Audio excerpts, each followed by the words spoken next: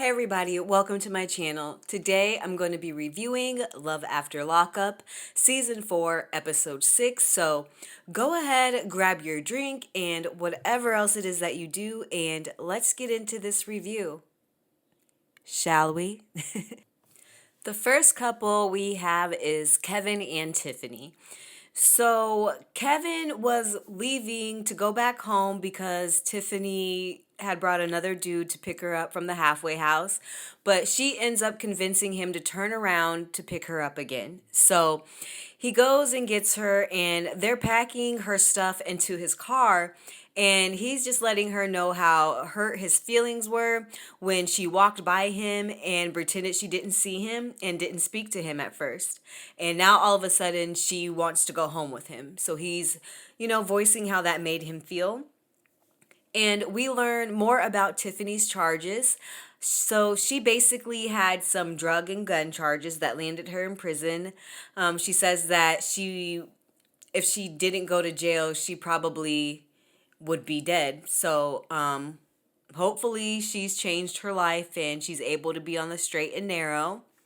So on the way home, they're still talking about the situation, and he asked her again why she was acting like that.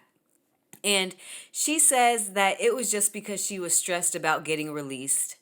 And I don't know if I believe her, because she had a whole other ride set up to pick her up. So yeah, I'm not too sure how all of a sudden things were good with Kevin, and she was gonna get released to him like a couple episodes previous, and then all of a sudden she doesn't want anything to do with him.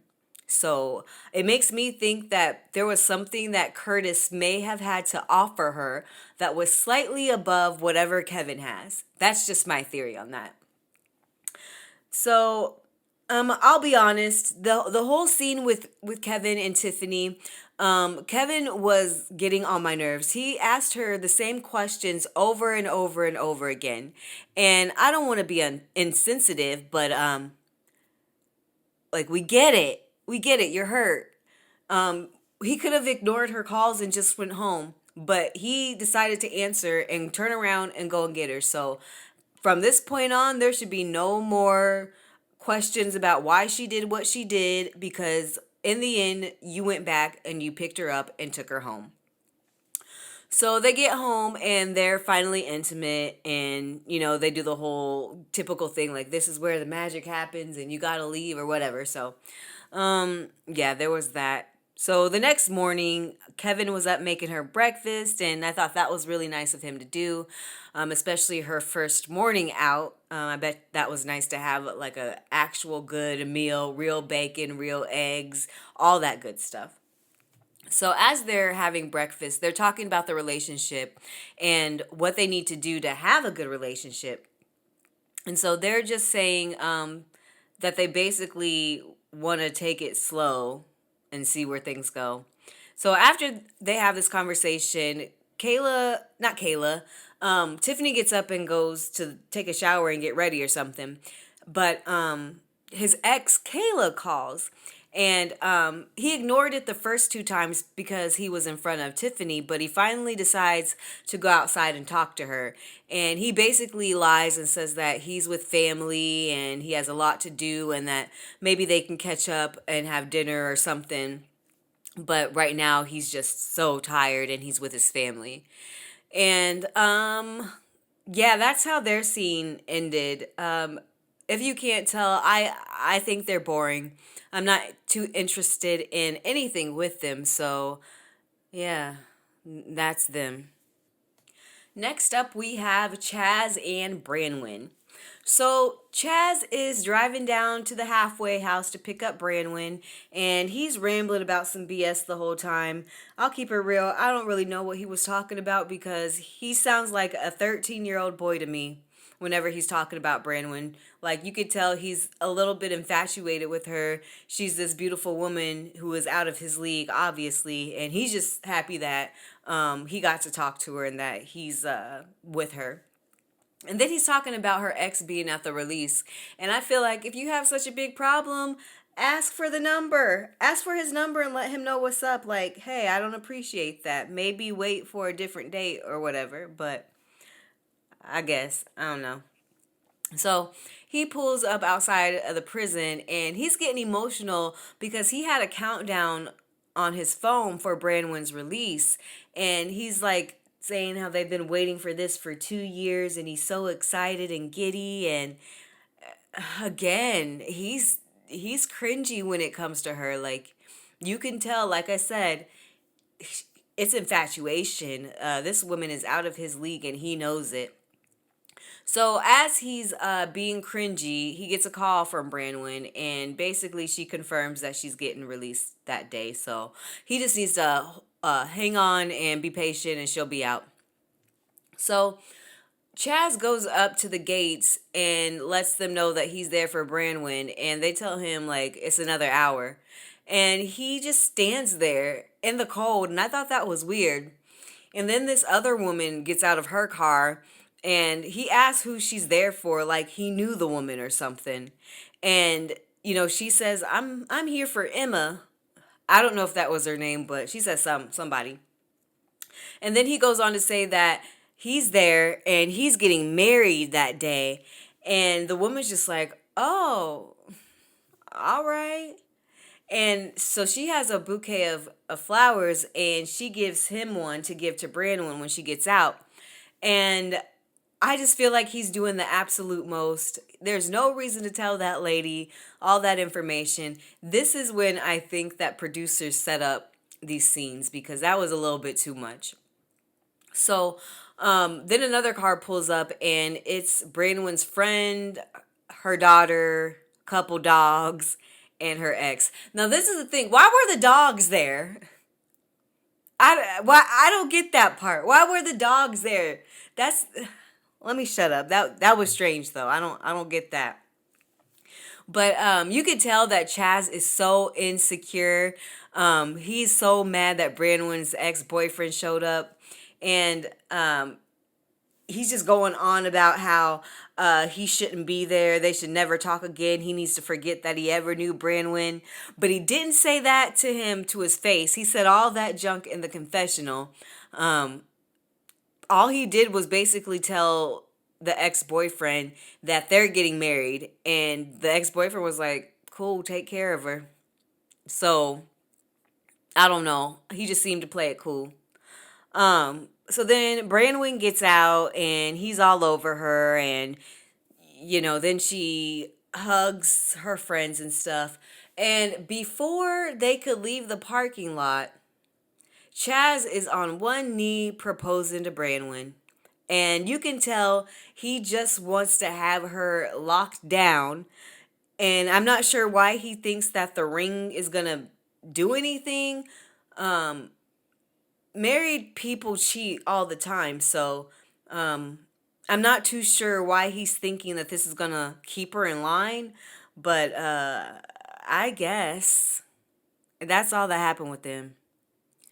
Next up is Rick and Ray Dean. So Ray Dean is up in the morning at her parents' house and she's talking to her stepmom about Rick. Her stepmom says that Rick must be nervous about what's going on because he sees her on the phone with Kay all the time. And Ray Dean lets it be known that she's going to use Kay's time behind bars to get to know Rick better, but she lets it be known that she loves Kay. That is where her heart is at. That's who she wants to be with. But for the meantime, in between time, Rick will just have to do. And so she goes and she talks to her dad too. And her dad asks her if she really loves Rick. And Ray Dean says that she doesn't know. She loves him, but doesn't know if she'll be with him forever. I think that's one of those things where she has love for him, but she's not in love with him. She probably just appreciates everything that he did for her, gave her money. I think he even went to visit her, all the writing. He loves, or she loves him for doing that for her, but she's not in love with him, not in a romantic way. I think that it might be platonic. So her dad lets her know that he didn't raise her to be a user, and if she knows that it's not going to work out with Rick, she needs to let that man go, and she needs to be honest. And Radine just says that she's tired of being asked about it because she feels like she's being pushed. And I don't know. I feel like Radine just needs to be happy that somebody wants her. Like, no shade, but the fact that she got these options is just appalling to me. So we get a scene with Rick and Radine out for ice cream, and this is where they have their first date. And they're talking about some mundane stuff, and poor Rick is just so in love with her, and she's just not matching his energy. And we find out through one of the little confessional scenes that Radine's father was addicted to drugs, and she used to hang out with her mom and her mom's friends. So she was living a wild life before she got locked up. She was already exposed to that kind of stuff, so she was already on the path. But the next day, Rick and Radine are up early. They spent the night at Radine's family's house. He's taking her back to the halfway house. And so on the way there, they're in the car talking, and they get on the topic of Kay. And she lets him know that Kay is not going anywhere. They are in a relationship. She loves Kay, and she's going to be waiting for Kay, just like Rick waited for her. And I'm actually glad that Rick let her know that he felt like he was set up and he's not okay with that. And I don't think she cared, but I'm glad that he was finally able to say something about it. So, that's all we got with him. I guess he dropped her back off at the halfway house, and that's it. Next up is Lacey and Antoine. If you remember last week, Lacey went to go pick up Antoine, so he's finally out, and they're on their way home.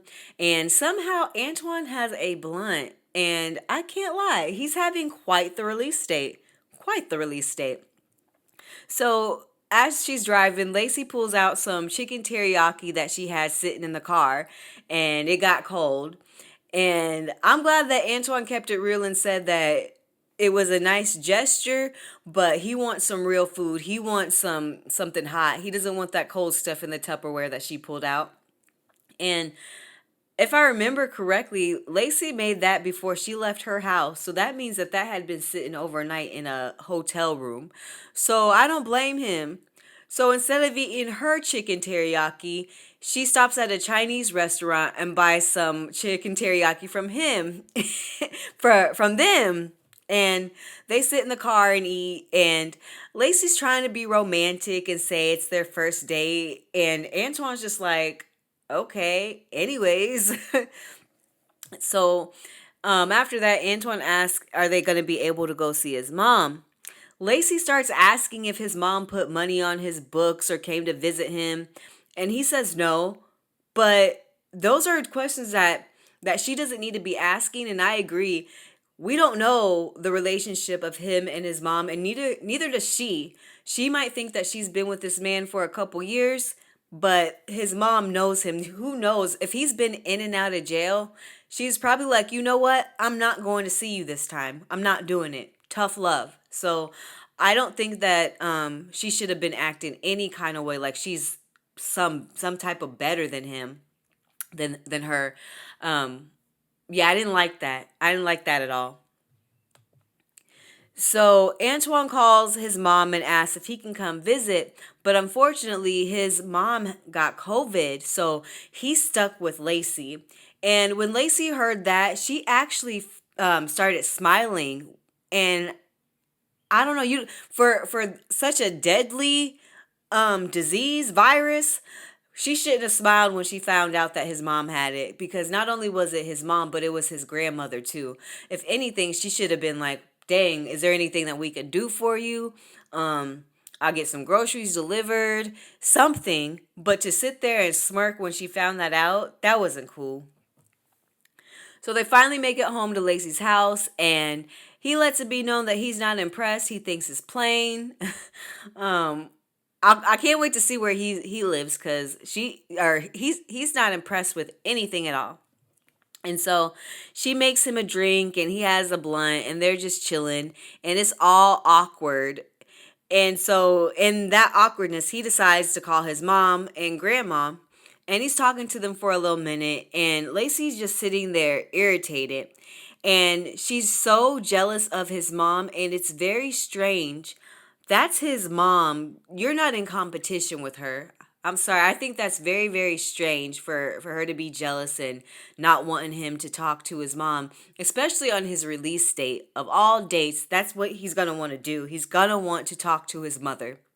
So she should have just known, let him have the moment, let him have the call.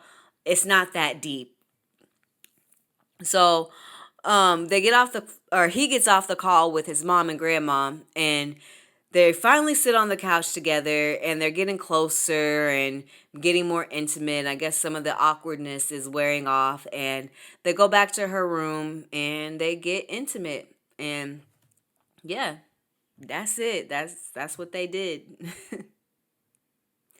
Last and certainly not least, we have Harry and Indy, the gift that keeps on giving.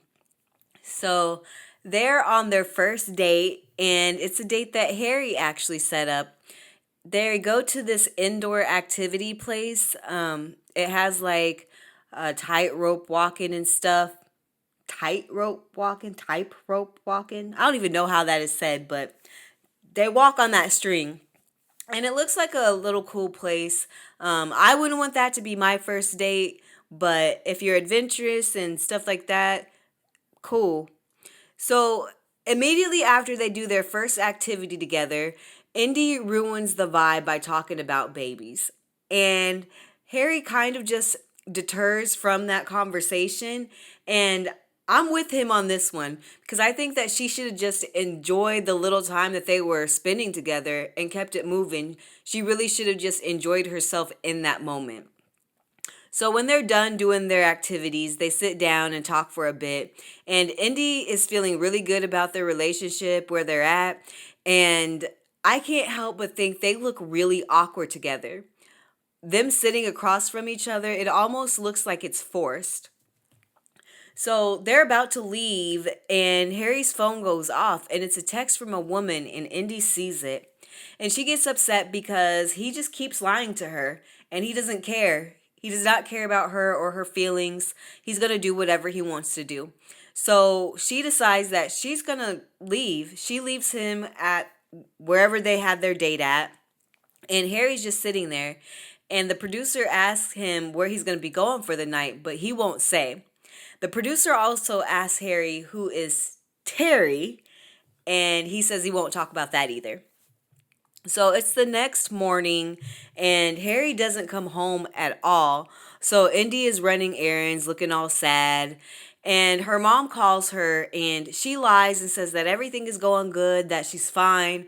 But her mom can tell by her voice that something's wrong. And her mom knows that she needs to either come home or she needs to go figure out what's going on with her child. So it cuts to Harry, and Harry was at his new girlfriend's house, Terry. And we find out that he met Terry while he was in the halfway house, and because she wanted to hook up with him so bad, she lost her job. So I don't even understand why she put her job on the line to be with Harry, this fresh out of prison boy who doesn't have anything going for himself. It doesn't make any sense to me. And then also, she knows about Indy too, which is very, very strange. And I feel like she's going to get some kind of karma for that, because if she knows that he's allegedly spiritually married to Indy, and you're able to tell us about that, regurgitate that information, but yet you're still laid up with him. If you know that that's somebody else's man, why are you doing that? That don't make no sense to me. I'm big on the karma stuff. You don't do stuff like that. So then Terry's just telling him, he needs to get his priorities in order and he needs to have some goals. He needs to get a job. He needs to be seeing his daughter. He needs to get his license together. He just has things that he needs to do that he hasn't been. It just seems like no one's been helping him out with that. And I can see how he would prefer to be with Terry versus Indy because there's a difference between the two. Indy's basically a doormat for him. He could do whatever he wants to do to her, and Indy will still be there. He literally can do no wrong. But Terry, it seems like she's asking him, what are your goals? What are you gonna be doing? You need to do this, this, and that. Um, so it's like Terry holds him accountable for things. He can't just say, um, well, I guess he can say and do anything because she's still allowing it. But still, I guess it seems as though she's helping him in that sense of getting his life in order. And it seems like Indy's just wants to be with him. That's it. She just wants to be with him. She's not concerned with how to make things better, how to help him out, how to have him make that transition into the free world. So, um, that's just a big difference that I noticed. And um oh yeah, Terry tells him that he needs to have Indy go home and that she should have never came out there in the first place. So yeah, that's it. That's all. I'm so glad we didn't get Chance and Taylor on this episode. He's cringy, he's gross. I don't like watching him, so I'm glad about that. But yeah, that's it. I'm out. Bye.